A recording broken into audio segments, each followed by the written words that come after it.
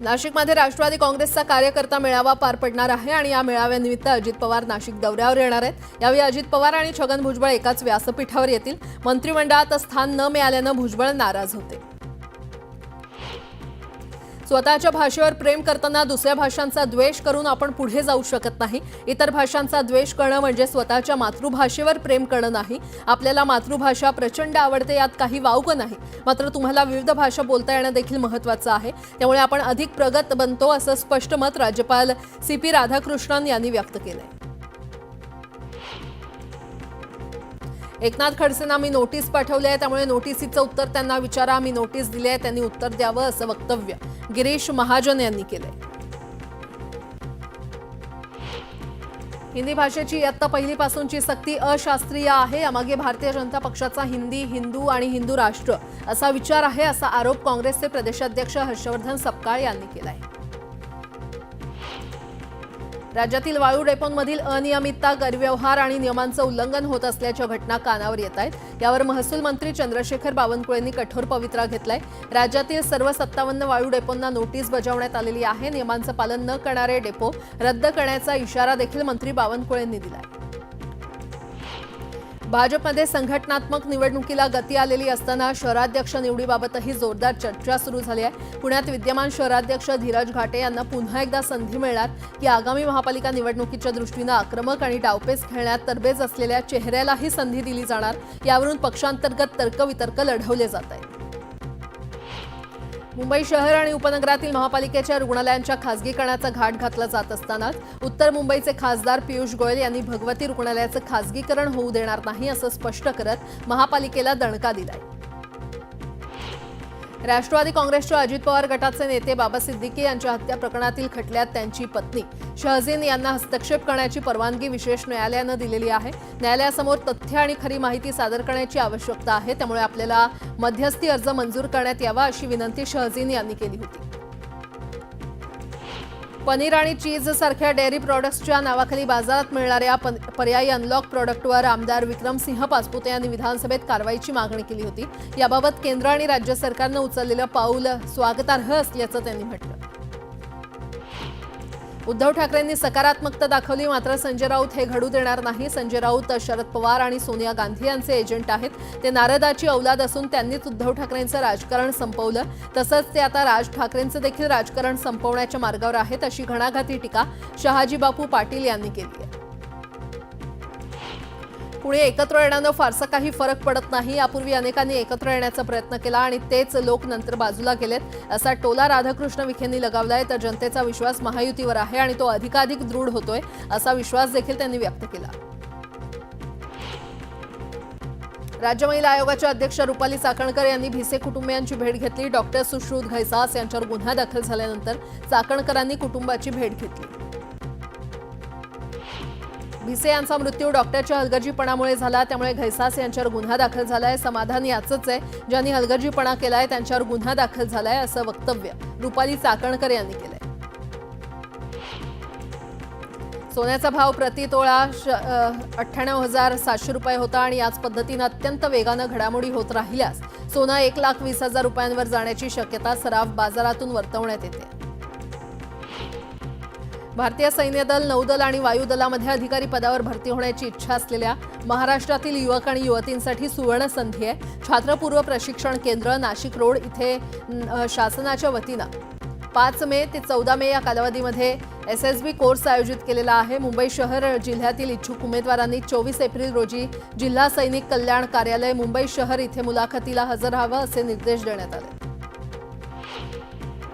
बनावट पनीर किंवा चीज अॅनालॉगचा वापर करणाऱ्यांवर कडक कारवाई करण्याचा निर्णय FDIनं घेतलाय। बनावट पदार्थांची विक्री केल्याचं आढळल्यास संबंधित व्यावसायिकांचे परवाने रद्द करण्यात येतील, असा इशारा अन्न आणि औषध प्रशासन मंत्री नरहरी झिरवळ यांनी दिलाय।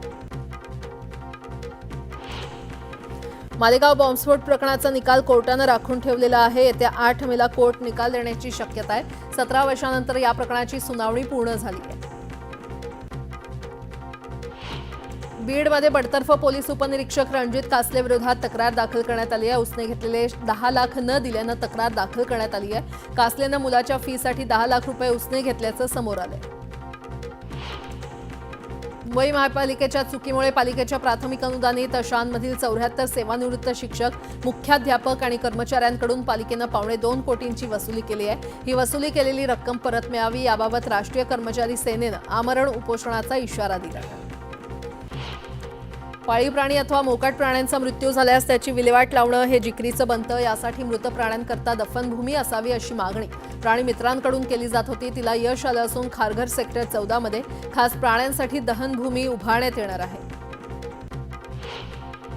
पिंपरी शहराला पवना धरणामधून पाणी पुरवठा केला जातो. मागील 4 वर्षात पाणीपट्टीपोटी महापालिकेनं सुमारे 137 कोटी रुपये मोजलेत, तर पालिकेच्या पाणीपुरवठा विभागाला पाणीपट्टीतून फक्त 76 कोटी 41 लाखांचं उत्पन्न मिळालेलं आहे. त्यामुळे महापालिकेची अवस्था आमदनी 98 आणि खर्च रुपया अशी झाली आहे. आरोग्य विम्याची कॅशलेस परवानगी आता 1 तासाच्या आत मिळणार आहे, तर अंतिम दावा 3 तासांच्या आत मंजूर करणं विमा कंपन्यांना बंधनकारक करण्याची तयारी केंद्र सरकारनं चालवली आहे. आफ्रिका खंडातील बोत्सवाना शहरातून देशातून 8 चित्ते 2 टप्प्यात भारतात आणले जाणार आहेत. पहिल्या टप्प्यात हे मे महिन्यापर्यंत 4 चित्ते भारतात पोहोचणार असल्याचं अधिकाऱ्यांनी सांगितलं. राष्ट्रीय परीक्षा संस्थेद्वारा अभियांत्रिकीच्या संयुक्त प्रवेश परीक्षा अर्थात JEE मेनचा निकाल शनिवारी घोषित करण्यात आला. यात 24 विद्यार्थ्यांनी 100 NTA स्कोर मिळवलेला आहे. त्यात महाराष्ट्रातील आयुष रवी चौधरी, सानिध्या सराफ आणि विशाद जैन या 3 विद्यार्थ्यांचा समावेश आहे. 2 मुलींनी देखील पैकीच्या पैकी स्कोर मिळवला आहे. बदलापूर स्थानकावरील होम फलाट आता इतिहास जमा होणार आहे. या फलाटाला आता क्रमांक 1 म्हणून ओळखलं जाणार आहे. दरम्यान होम फलाट पूर्ण होण्याऐवजी इतिहास जमा होणार असल्यानं नागरिकांनी नाराजी व्यक्त केली आहे. मुंबई विमानतळ 8 मे रोजी 6 तासांसाठी बंद राहणार आहे. सकाळी 11 ते संध्याकाळी 5 वाजेपर्यंत देखभाल दुरुस्ती केली जाणार आहे. यामुळे या पद्धतीनं उड्डाण करण्याच्या सूचना विमान कंपन्यांना देण्यात आल्या. किडनी जुळत नसलेली 2 कुटुंब एकत्र येऊन दात्यांची अदलाबदल करत किडनी दान करतात. या प्रकाराला किडनी स्वॅप प्रत्यारोपण असं म्हणतात. यासाठी किडनी जुळत नसलेल्या कुटुंबियांची स्वॅप रजिस्ट्री असणं गरजेची आहे. केंद्रीय आरोग्य मंत्रालयाच्या अखत्यारीतील नॅशनल ऑर्गन टिश्यू ट्रान्सप्लांट ऑर्गनायझेशननं राष्ट्रीय स्वॅप रजिस्ट्री तयार करण्याच्या सूचना सर्व राज्यांना केल्या. ठाणे बोरिवली भुयारी मार्गाच्या कामामुळे धूळ आणि ध्वनी प्रदूषण होऊ नये यासाठी उपाययोजनांचा आराखडा मुंबई महानगर प्रदेश विकास प्राधिकरणानं सादर केला. मात्र प्रत्यक्षात आराखड्याची अंमलबजावणी होत नसल्यानं हा आराखडा म्हणजे धूळफेक असल्याचा सूर रहिवाशांनी यावेळी आवळला. नवी मुंबईमध्ये उन्हाळी फळांची आवक मोठ्या प्रमाणात वाढल्यानं त्याचा सर्वाधिक ताण APMC वाहतूक पोलिसांवर पडतोय. भर उन्हात रस्त्यावर उभं राहून वाहतूक नियंत्रण करावं लागत असल्याचं समोर आलंय. गेल्या काही आठवड्यांपासून मुंबई कृषी उत्पन्न बाजारपेठेत उन्हाळी फळांची आवक मोठ्या प्रमाणात वाढल्यानं APMC परिसरात वाहतूक कोंडी मोठ्या प्रमाणात होत होती. जमीन मोजणी प्रकरणांवर हरकत घेण्यात आल्यानंतर आता मोजणी अर्जदार, सहधारक, लगतधारक तसंच हिस्सेदारांची सुनावणी घेण्यात येणार आहे.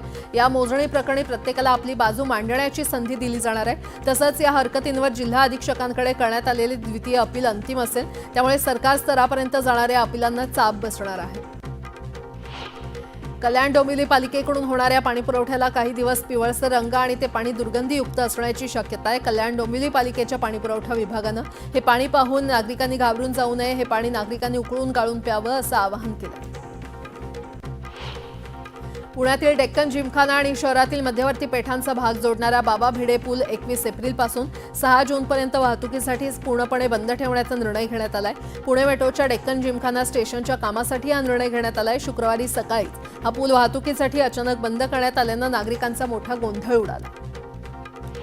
शिक्षण हक्क कायद्याअंतर्गत अर्थात RTE 25% राखीव जागांसाठीच्या प्रवेश प्रक्रियेसाठी नवे नियम करण्यात येणार आहेत. यासाठी शिक्षण आयुक्तांच्या अध्यक्षतेखाली समिती स्थापन करण्यात आली असून या समितीसमोर पालकांचे अभिप्राय सादर केले जाणार आहेत आणि त्यामुळे पालकांनी 25 एप्रिलपर्यंत अभिप्राय सादर करण्याचं आवाहन शिक्षण खात्यानं केलंय.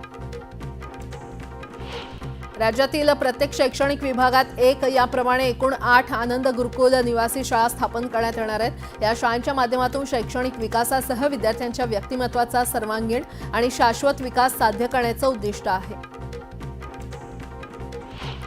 नागरिकांच्या सोयीसाठी खासदार निधीतून 2 कोटी रुपये खर्च करून शहरातील विविध भागात उभारण्यात आलेल्या आणि गेल्या काही वर्षांपासून बंद अवस्थेत असलेल्या टॉयलेट पुन्हा खर्च करण्याचा निर्णय महापालिकेनं घेतलाय. यासाठी त्यांच्या जागा देखील बदलण्याचा निर्णय महापालिकेनं घेतलाय. मुंबईमध्ये झाडांची संख्या वाढते. तब्बल 33 लाख झाडांच्या सावलीमध्ये मुंबईकर आहेत. वनराईमुळे वाढत्या तापमानाला काही अंशी नियंत्रणात ठेवण्यात यश आलंय, तर मागील 2 वर्षात तब्बल 1.25 लाखांहून अधिक झाडांची भर यामध्ये पडली आहे. नवी मुंबईच्या बेलापूरमध्ये सिडको विरोधात शरद पवारांच्या राष्ट्रवादीनं आंदोलन केलंय. फणसवाडीमध्ये केलेल्या कारवाईचा आंदोलकांनी निषेध केला. मुंबई महानगर प्रदेश विकास प्राधिकरणानं अटल सेतू प्रभावित क्षेत्र कर्नाळा, साई चिरनेर, नवनगर परिसरात तिसरी मुंबई वसवण्याच्या दृष्टीनं एक महत्त्वाचा टप्पा पार केलाय. तिसऱ्या मुंबईत स्मार्ट सिटीच्या निर्मितीसाठी आता MMRDAला दक्षिण कोरियाची मदत मिळणार आहे. दक्षिण कोरियानं तिसऱ्या मुंबईच्या निर्मितीसाठी गुंतवणुकीची तयारी दर्शवलेली आहे. पुण्यातील सावित्रीबाई फुले पुणे विद्यापीठाच्या व्यवस्थापन परिषदेची आगामी बैठक एका खासगी शिक्षण संस्थेमध्ये घेण्याचं नियोजन करण्यात आलंय.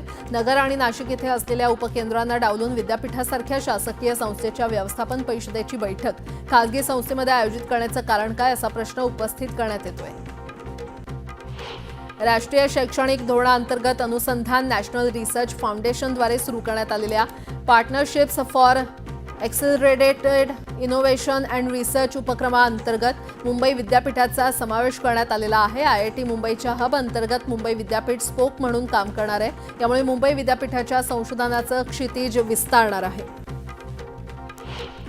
मुंबईतील मशीद बंदर रेल्वे स्थानकापासून अवघ्या काही अंतरावर असलेल्या आणि PDMELO मार्गाला जोडणारा कर्नाक रेल्वे उड्डाणपूल लवकरच खुला होणार आहे. 10 जून 2025 पर्यंत पूर्ण करावं आणि हा पूल वाहतुकीसाठी खुला करण्याच्या दृष्टीनं नियोजन करावं, असे निर्देश देण्यात आले.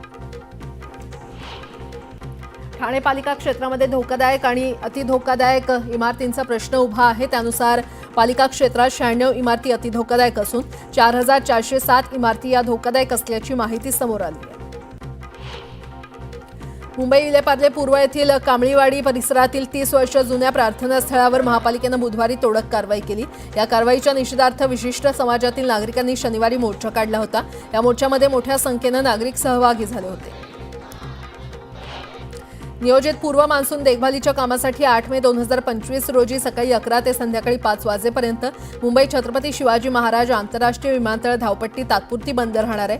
नियोजनासाठी पुरेसा वेळ मिळावा म्हणून 6 महिने आधीच सर्व विमान कंपन्या आणि भागधारकांना एक नोटीस देण्यात आली आहे.